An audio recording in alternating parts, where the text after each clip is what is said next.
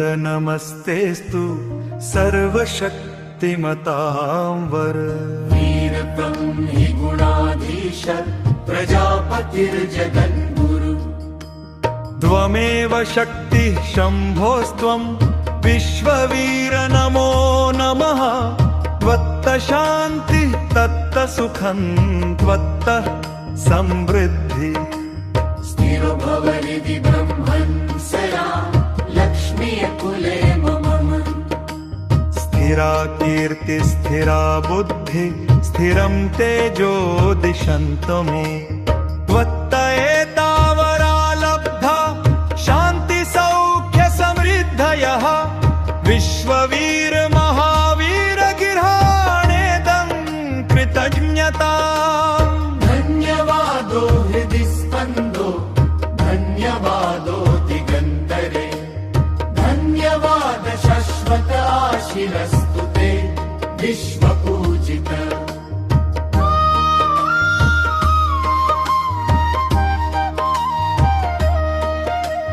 निराकार नमस्तेस्तु सर्वशक्तिमतांवर। वीरत्वं हि गुणाधीश प्रजापतिर्जगद्गुरु। त्वमेव शक्तिः शम्भोस्त्वं विश्ववीर नमो नमः। त्वत्त शान्तिः तत्त सुखं त्वत्त समृद्धि। स्थिरो भव हृदि ब्रह्मन् स्थिरा लक्ष्मी कुले मम। स्थिरा कीर्ति स्थिरा बुद्धि स्थिरं तेजो दिशन्तु मे।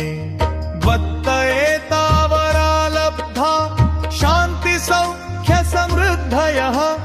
विश्ववीर महावीर गृहाणेदं कृतज्ञता। धन्यवादो हृदि स्पन्दो धन्यवादो दिगन्तरे। धन्यवाद शाश्वत आशिरस्तु ते विश्वपूजित।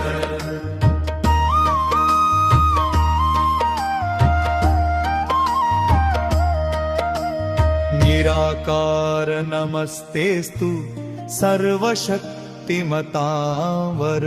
वीरत्वं हि गुणाधीश प्रव्यादुतिर्जगद्गुरु। त्वमेव शक्तिः शम्भोस्त्वं विश्ववीर नमो नमः। त्वत्त शान्ति त्वत्त सुखं त्वत्त समृद्धि। स्थिरो भव हृदि ब्रह्मन् स्थिरा लक्ष्मी कुले मम। स्थिरा कीर्ति स्थिरा बुद्धि स्थिरं तेजो दिशन्तु मे। त्वत्त एतावरा लब्धा शान्ति सौख्य समृद्धयः। विश्ववीर महावीर गृहाणेदं कृतज्ञता। धन्यवादो हृदि स्पन्दो धन्यवादो दिगन्तरे। धन्यवाद शाश्वत आशिरस्तु ते विश्वपूजित।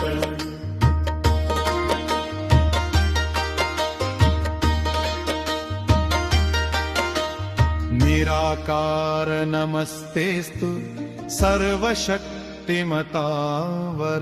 वीरत्वं हि गुणाधीश प्रजापतिर्जगद्गुरु।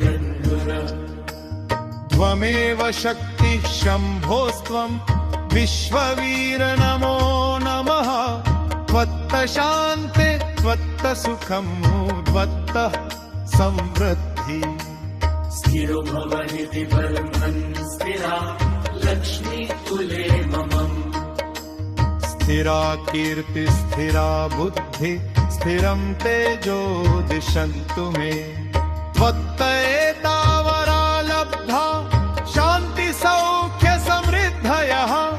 विश्ववीर महावीर गृहाणेदं कृतज्ञता। धन्यवादो हृदि स्पन्दो धन्यवादो दिगन्तरे। धन्यवाद शाश्वत आशिरस्तु ते विश्वपूजित।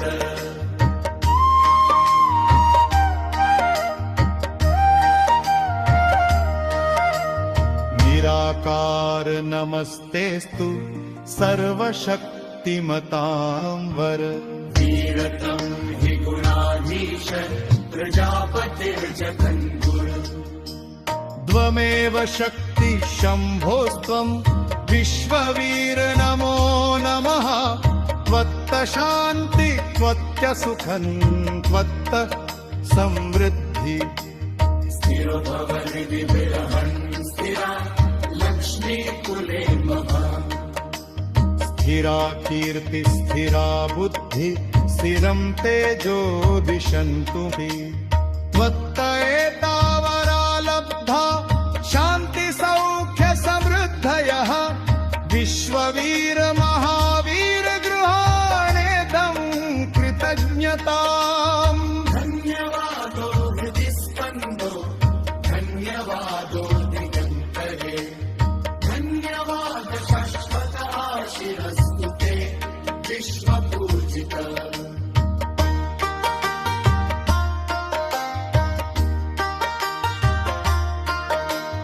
निराकार नमस्तेस्तु सर्वशक्तिमतां वर। वीरतं हि गुणाधीश प्रजापतिर्जगद्गुरु। त्वमेव शक्ति शम्भोस्त्वं विश्ववीर नमो नमः। त्वत्त शान्ति त्वत्त सुखं त्वत्त समृद्धि। स्थिरो भव हृदि बर्धन् स्थिरा लक्ष्मीकुले मम। स्थिरा कीर्ति स्थिरा बुद्धि स्थिरं तेजो दिशन्तु मे। त्वत्त एतावरा लब्धा शान्ति सौख्य समृद्धयः। विश्ववीर महावीर गृहाणेदं कृतज्ञताम्। धन्यवादो हृदि स्पन्दो धन्यवादो दिगन्तरे। धन्यवाद शाश्वत आशिरस्तु ते विश्वपूजित।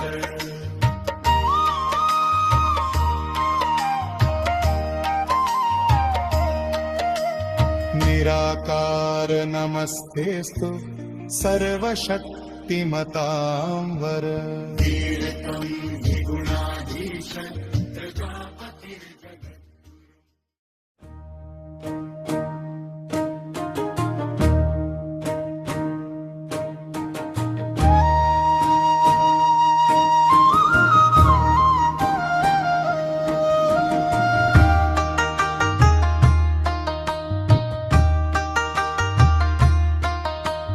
निराकार नमस्तेस्तु सर्वशक्तिमतां वर।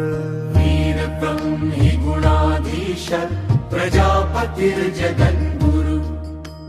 त्वमेव शक्ति शम्भोस्त्वं विश्ववीर नमो नमः। त्वत्त शान्ति तत्त सुखं त्वत्त समृद्धि। स्थिरो भव हृदि ब्रह्मन् सदा लक्ष्मीकुले मम। स्थिरा कीर्ति स्थिरा बुद्धि स्थिरं तेजो दिशन्तु मे। त्वत्त एतावरा लब्धा शान्ति सौख्य समृद्धयः।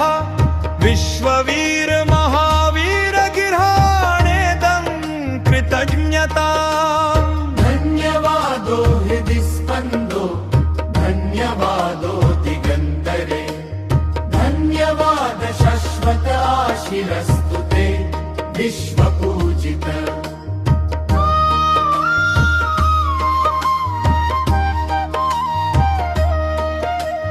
निराकार नमस्तेस्तु सर्वशक्तिमतां वर।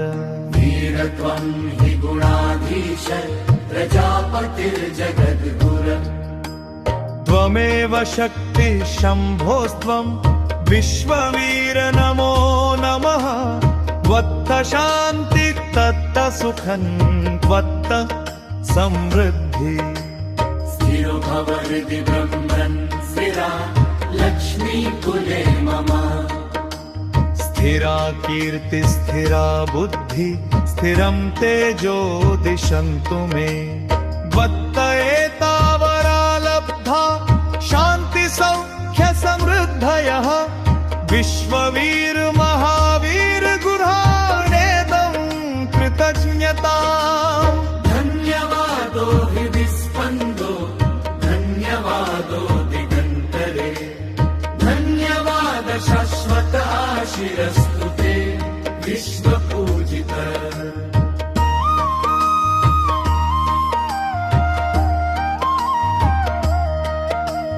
निराकार नमस्तेस्तु सर्वशक्तिमतावर वीरतं हि गुणाधीश प्रव्यादुतिर्जगद्गुरु त्वमेव शक्तिः शम्भोस्त्वं विश्ववीर नमो नमः त्वत्त शान्ति त्वत्त सुखं त्वत्त समृद्धि स्थिरो भव हृदि ब्रह्मन् स्थिरा लक्ष्मीकुले मम स्थिरा कीर्ति स्थिरा बुद्धि स्थिरं तेजो दिशन्तवे त्वत्त एतावरा लब्धा शान्ति सौख्य समृद्धयः विश्ववीर महावीर गृहाणेदं कृतज्ञता धन्यवादो हृदि स्पन्दो धन्यवादो दिगन्तरे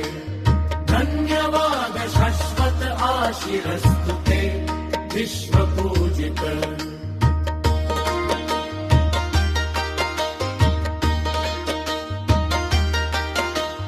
निराकार नमस्तेस्तु सर्वशक्तिमतावर वीरत्वं हि गुणाधीश प्रजापतिर्जगद्गुरु त्वमेव शक्तिः शम्भोस्त्वं विश्ववीर नमो नमः त्वत्त शान्ति त्वत्त सुखं त्वत्त समृद्धि स्थिरो भव हृदि ब्रह्मन् स्थिरा लक्ष्मीकुले मम स्थिरा कीर्ति स्थिरा बुद्धि स्थिरं तेजो दिशन्तु मे त्वत्त एतावरा लब्धा शान्ति सौख्य समृद्धयः विश्ववीर महावीर गृहाणेदं कृतज्ञताम् धन्यवादो हृदि स्पन्दो धन्यवादो दिगन्तरे धन्यवाद शाश्वत आशिरस्तु ते विश्वपूजित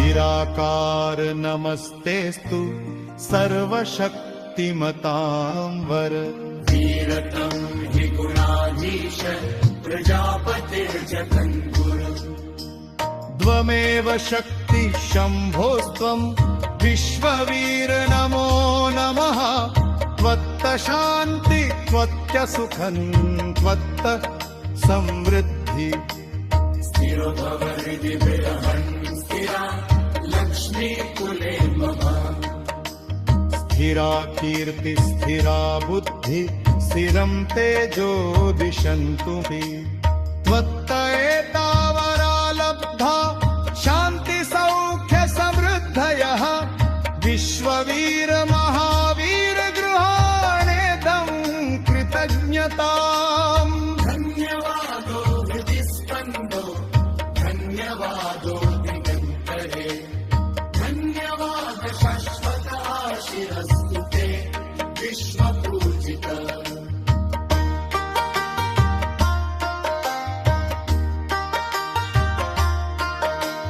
निराकार नमस्तेस्तु सर्वशक्तिमतां वर वीरत्वं हि गुणाधीश प्रजापतिर्जगद्गुरु त्वमेव शक्तिः शम्भोस्त्वं विश्ववीर नमो नमः त्वत्त शान्ति त्वत्त सुखं त्वत्त समृद्धि स्थिरो भव हृदि ब्रह्मन् स्थिरा लक्ष्मीकुले मम स्थिरा कीर्ति स्थिरा बुद्धि स्थिरं तेजो दिशन्तु मे त्वत्त एतावरा लब्धा शान्ति सौख्य समृद्धयः विश्ववीर महा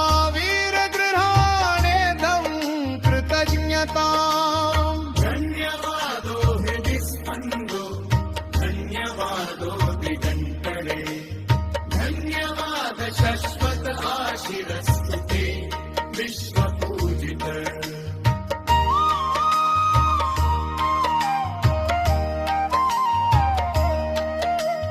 निराकार नमस्तेस्तु सर्वशक्तिमतां वर वीरत्वं हि गुणाधीश प्रजापतिर्जगत्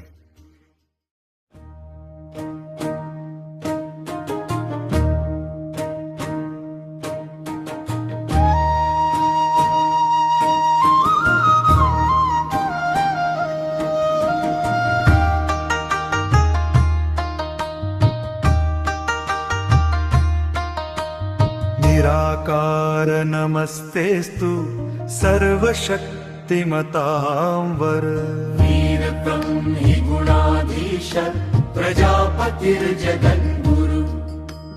त्वमेव शक्तिः शम्भोस्त्वं विश्ववीर नमो नमः त्वत्तः शान्तिः तत्तः सुखं त्वत्तः समृद्धि स्थिरो भवरिति ब्रह्मन् सदा लक्ष्मीकुले मम स्थिरा कीर्ति स्थिरा बुद्धि स्थिरं तेजो दिशन्तु मे त्वत्त एतावरा लब्धा शान्ति सौख्य समृद्धयः विश्ववीर महावीर गृहाणेदं कृतज्ञताम् धन्यवादो हृदि स्पन्दो धन्यवादो दिगन्तरे धन्यवाद शश्वत आशिरस्तु ते विश्वपूजित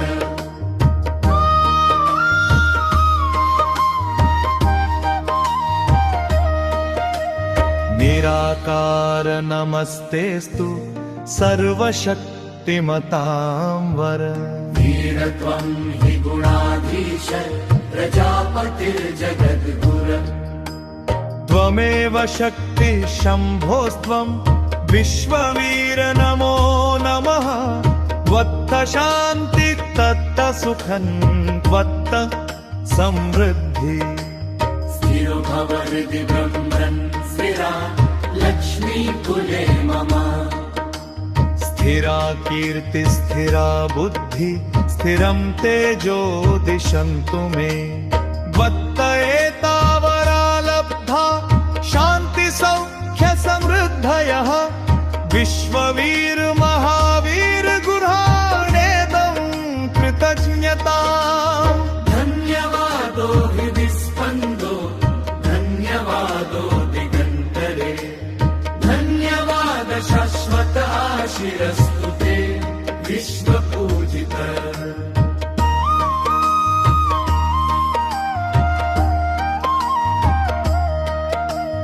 निराकार नमस्तेस्तु सर्वशक्तिमतां वर वीरत्वं हि गुणाधीश प्रव्यादुतिर्जगद्गुरु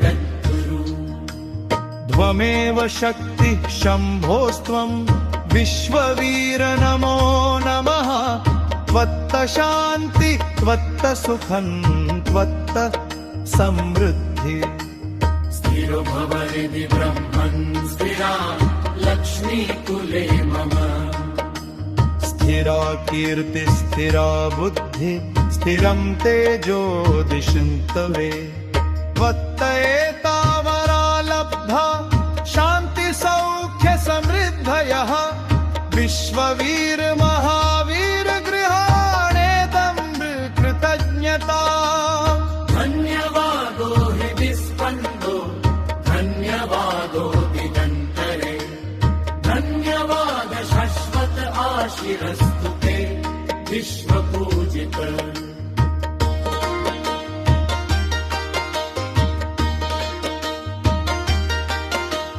निराकार नमस्तेस्तु सर्वशक्तिमतां वर वीरत्वं हि गुणाधीश प्रजापतिर्जगद्गुरु त्वमेव शक्तिः शम्भोस्त्वं विश्ववीर नमो नमः त्वत्तः शान्तिः त्वत्तः सुखं त्वत्तः समृद्धि स्थिर स्थिरोभवरिति ब्रह्मन् स्थिरा लक्ष्मी कुले मम स्थिरा कीर्ति स्थिरा बुद्धि स्थिरं तेजो दिशन्तु मे त्वत्तएतावरा लब्धा शान्ति सौख्य समृद्धयः विश्ववीर महावीर गृहाणेदं कृतज्ञता धन्यवादो हृदि स्पन्दो धन्यवादो दिगन्तरे धन्यवाद शश्वत आशिरस्तु ते विश्वपूजित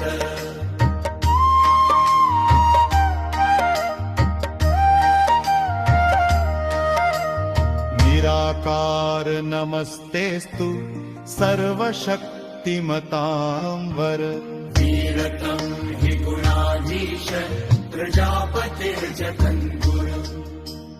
त्वमेव शक्ति शम्भोस्त्वं विश्ववीर नमो नमः त्वत्त शान्ति त्वत्त सुखं त्वत्त समृद्धि स्थिरो भव हृदि विरहन् स्थिरा लक्ष्मी कुले मम स्थिरा कीर्ति स्थिरा बुद्धि स्थिरं तेजो दिशन्तु मे त्वत्त एतावरा लब्धा शान्ति सौख्य समृद्धयः विश्ववीर महावीर गृहाणेदं कृतज्ञताम् धन्यवादो हृदि स्पन्दो धन्यवादो दिगन्तरे धन्यवाद शाश्वत आशिरस्तु ते विश्वपूजित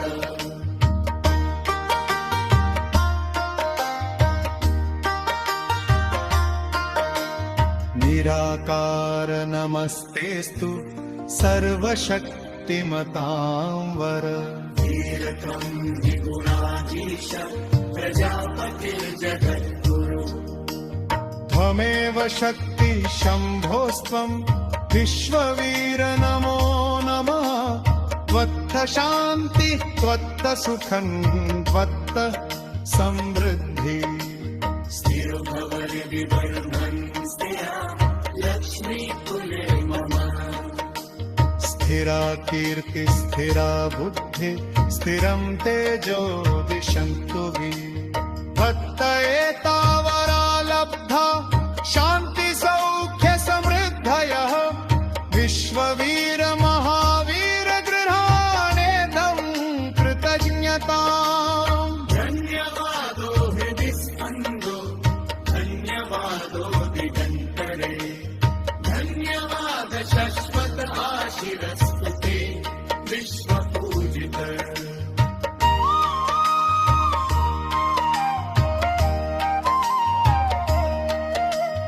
निराकार नमस्तेस्तु सर्वशक्तिमतां वर वीरतं हि गुणाधीश